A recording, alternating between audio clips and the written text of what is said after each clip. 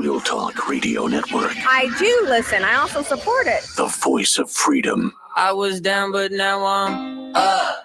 Yeah. This all God, this ain't no lie. Yeah. I used to. Hey, we're back on The Reckoning, shooting into our second half of the segment here, and we're going to turn our attention back over to the Supreme Court. Folks, we spent a little bit of time on that Friday. Of course, a slew of decisions here at the end of the term, and we dove into a few of those big ones, especially Thursday and Friday. We were smacking back at Planned Parenthood down in South Carolina. Of course, universal injunctions nationwide got smacked down pretty hard as well. But there were several cases that came out, and I'm glad to be joined now by Mr. Andy Schlafly on the line. You know, of course, the name. Again, he's one half of the Phyllis Schlafly Report weekly column that goes out. We've heard from his brother John before on a couple of those columns, but Andy is an attorney, longstanding writer, and actually for our organization, Phyllis Schlafly Eagles, and some of the umbrella pieces under that, is one of the primary driving forces behind the friend of the court or amicus briefs that are filed at the Supreme Court level and others. So I'm glad to have him on with me to help kind of pick apart some of these more obscure cases that I think not all of us knew about or knew what to think of when the decisions came down. Andy, how are you today? Thank you for being with me. Thank you, Ryan. It's an honor to be on your show. And the Supreme Court saved the best for last. It was frustrating a couple months ago with the court. They didn't seem to be doing anything. There was a recusal that deprived us of a victory in one of the school cases. Came out 4-4. So a lot of frustration earlier, but here at the last, there were some fireworks, and right as they wrap up their term for the summer break, they do that every year, Ryan. Oh, yeah. Every year at the end of June, they get a flurry of opinions out, and then they all leave D.C. for their summer break, and they just did that. And we won some big ones. We did. Nice. There were some very exciting ones. And again, folks, I encourage you, go over to phyllisschlafly.com. You'll see the Schlafly Report column is out every Tuesday night. And of course, I'm sure tomorrow's column will likely have something to do with at least one or more of these. But, you know, we talked about a few. And by the way, I mean, go ahead and give me your takes. Obviously, a big victory. Amy Coney Barrett, who I think a lot of us kind of had some question marks about, really shining in her majority opinion for Trump v. Casa, putting down nationwide injunctions. And of course, also the court ruling very well. And I believe Mahmoud v. Taylor, the Maryland parents wanting to opt their kids out of woke indoctrination, or at least certain pieces of it. Free Speech Coalition v. Paxton, protecting kids from internet pornography down in Texas, really clearing the way for states to do that as well. I mean, what are some of the highlights from you from these bigger cases? I think a lot of us heard more about them. Any big takeaways there? Well, you touched on it, Ryan, when you said that Amy Coney Barrett really came into her own this year, and she'd been getting a little bit of negative comments from some of the MAGA crowd, and perhaps rightfully so, that she seemed to be trying to shift to the left and trying to be liked rather than issuing the strong decisions. But she issued some strong statements this time, and you just went through them. But also in the transgender case, U.S. v. Scarametti, Amy Coney Barrett, Supreme Court Justice, she writes separately in a concurrence, and she says, look, transgenders do not have special rights under the Constitution. Yeah. So they're not one of these categories like African Americans or women where there is some special scrutiny when there's a law affecting them. She said transgenders, no, they're treated like everybody else in the Constitution. No special rights here. So that was like, whoa. And that came from Barrett. So right. That was a breath of fresh air from someone who had perhaps had not delivered the way people hoped, but she really delivered this term. So that was probably the main takeaway from this year at the Supreme Court is Amy Coney Barrett is strongly conservative and willing to stand up for what's right here. I want to mention some of the cases you haven't gotten to yet. Yes, please. There was the Braidwood case, which was Kennedy, that's RFK Jr., versus Braidwood Management. And what was at issue there was the constitutionality of this task force under Obamacare called the U.S. Preventive Services Task Force. And hardly anybody knows who they are, but it's a group of individuals who are authorized to impose mandates on businesses and insurance companies to support free care. Well, no care is free, but it's free to the people who are under Obamacare, that they can get sometimes very costly medication lifestyle type medication for free. And who pays for it? Well, the businesses and insurance companies have to pay for this. The American public has to pay for it. So they went up to the Supreme Court whether this task force is constitutional or not. That these individuals were never confirmed by the Senate. And the Supreme Court unfortunately held that it is constitutional, but the silver lining there, Ryan, is that they said that RFK Jr. can fire these people whenever he wants. He can fire them.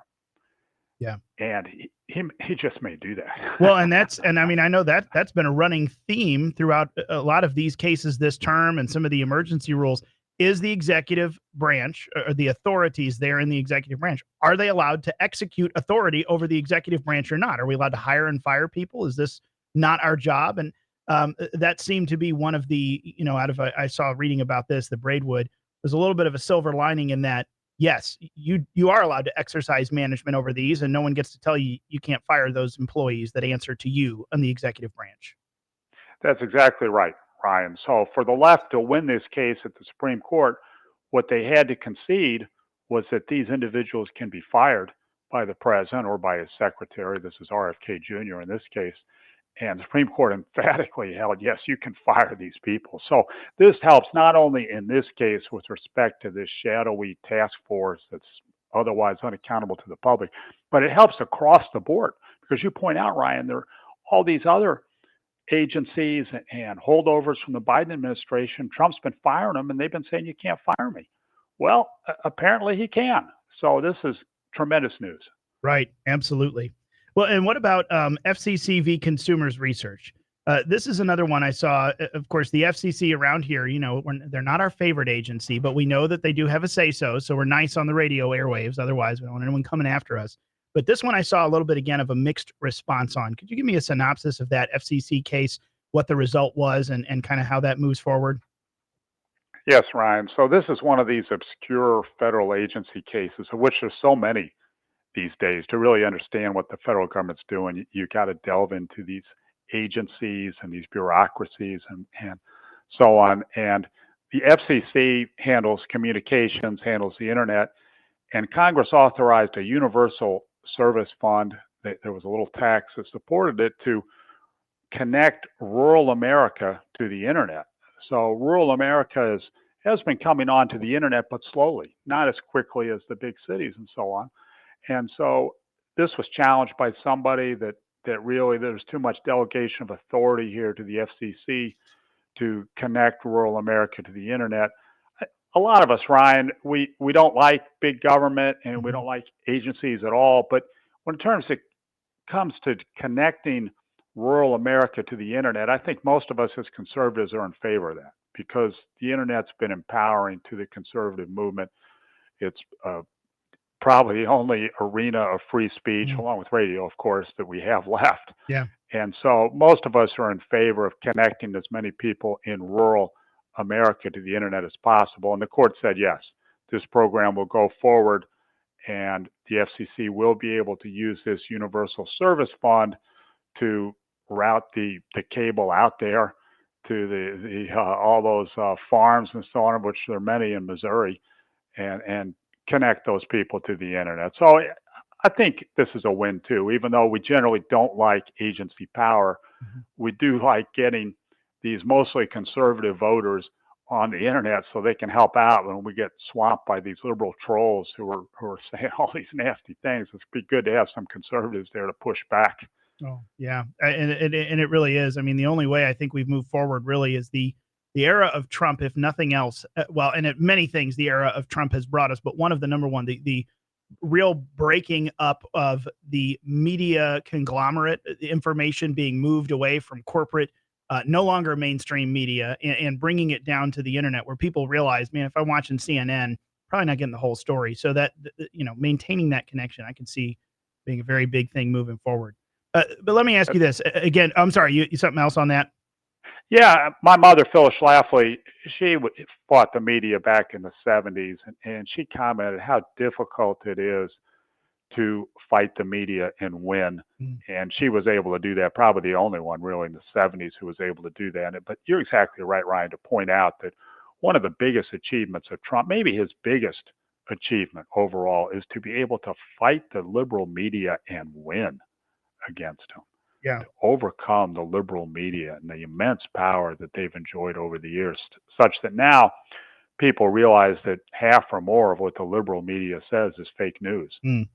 Yeah, and his truly the rise of Trump, pardon me, 2015 and 16 did another great favor in that any of the really facade that they have of, being somehow balanced or fair, but there's a bias that runs under it. The mask just came off, and the full blown fake news light our hair on fire every night on prime time about just how evil he is and how all of these extreme statements.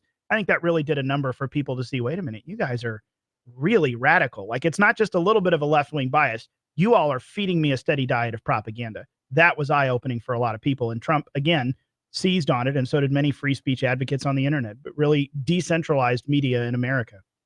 Again, That's folks, right. And one of the secondary effects of that, perhaps, Ryan, is that Bible sales are up, way up. Right. There are far more Bible sales. The increase in Bible sales, it's always the best-selling book, but the increase in Bible sales is much greater than the increase in other book sales right now. People are realizing that they're not getting what they need from newspapers and CNN and CBS and ABC. They're not getting what they need, and they're starting to look to your radio show and the good old Bible to get what really nourishes them.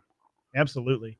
Again, folks, we're on with Andy Schlafly, part of the Phyllis Schlafly Eagles umbrella organizations. And Andy, I know that you are very involved and tuned in with what is going on across the states. I know from a constitutional perspective, a lot of different things. Of course, your mother Phyllis was just locked into issues at the state and local level, understanding how important, maybe more important, those often are than the federal level. With a couple of these big cases, particularly, I'm thinking the Free Speech Coalition, pardon me, Free Speech Coalition v. Paxton, really opening the states up to regulate and move forward regulating adult content for kids. And then also the Scarametti case, really that one, and the Planned Parenthood Medina case on Thursday. These have really done a number in allowing, if a state wants to restrict, whether it's cutting Planned Parenthood off from tax dollars, state Medicaid, or whether it's shutting down transgender chopping up of kids for minors or restricting porn. This is really kind of Katie bar the door. Are there a bunch of states that you see ready to rear forward with this now that they've got the opportunity and a big old golden ticket from the Supreme Court that says, yeah, we're allowed to do this? Yes, there are. States are asserting themselves far more than they used to. And I see them in these legal cases too, Ryan, where states are filing amicus briefs in these big cases in the Supreme Court and in appellate courts, where you go back 10 years ago and states never did that. But now they're banding together and say, we're going to assert ourselves. We're sovereignty too. We're supposed to be co-equal, really, with the federal government in terms of sovereignty. There's, of course, the supremacy clause that the federal government uses to override state laws when there's a direct conflict. But states can be doing far more than they have. Missouri can be doing more. You've got a good Missouri legislature. They've done some good things. They've put the abortion issue and the transgender issue back on the ballot for not this November, but next November. And they've been doing some good things, but they can do more. And all the states can. I'll tell you, Idaho has perhaps been the leader in what they've accomplished. They made ivermectin over the counter in Idaho, and they did a number of good things this last session. Of course, we know one of the Eagles there who's a prominent state senator in Idaho, Tammy Nichols. She's done just a fabulous job. I tell her she's the finest legislator in the country, federal or state. But Idaho is an example of what you can do. Missouri's done some things. Texas had sort of a weak session this last time this year. It's done some good things in the past. But think of the federal government as an entity that's going bankrupt. I mean, it's the Titanic. The Titanic hit that iceberg, and they knew they had a couple hours. Well, initially, not everybody got on the lifeboats. There were empty seats on the lifeboats. People didn't really think it was going down. The Titanic didn't really appreciate it. Yeah, it's sinking in a few hours. And the federal government, it's out of money, Ryan. It's not economically viable long term. So that means states have to step up. And Missouri's in a great position to do that. It's a great farming state. It's got nuclear power in terms of energy. And Missouri can be self-sufficient. And the more it can go in that direction, the less we have to worry about what they're doing in D.C. It's true. Again, but about my last 60 seconds or so here, I know that one of the things we've looked forward to is the court. There was, I think, an emergency docket still, a couple things that they were looking at. I saw one more decision today, but one thing we got was a little bit of a preview. There's a few things we already know are coming next term. Last 30 or 60 seconds to you. Is there a case or two already that we are seeing shape up for the next term that you're particularly interested in? Well, one thing on this emergency docket is also called the shadow docket, and that's where decisions are made without oral argument. The Solicitor General for Trump is John Sauer, and he's from St. Louis, Missouri. He's a Missourian, multi-generation, and he's gone back to the Supreme Court on one of these deportation cases, and he's saying, Your Honors, you told the district court to do X, Y, and Z, and it's not doing it. Right. It's defying you. So we're watching that right away. A decision come out on that any day. Next term, there have been some big cases that have been teed up. A conversion therapy case next term, Ryan. The way that liberals are banning conversion therapy to help teenagers come out of the transgender confusion they have, or come out of the sexual orientation confusion that they have. So that will be a big free speech case next term. Awesome. That is fantastic. And I'll make sure we're going to have you around more often. I want to hear about that as we come forward, especially some of the emergency docket things. I know that last one we're waiting on because, again, it's a Supreme Court issued a ruling and a lower court said, yeah, we're not doing that. So there is work to be done. Again, folks, Andy Schlafly, part of the Phyllis Schlafly Report column every Tuesday night at phyllisschlafly.com. It's also on Town Hall, WorldNet Daily, a bunch of other places. Andy, thank you so much for your time. Thank you, Ryan. Hey, thank you. Folks, we'll be right back. We got another segment left this hour on The Reckoning. Back in a moment. How many times did I tell you I'm no good?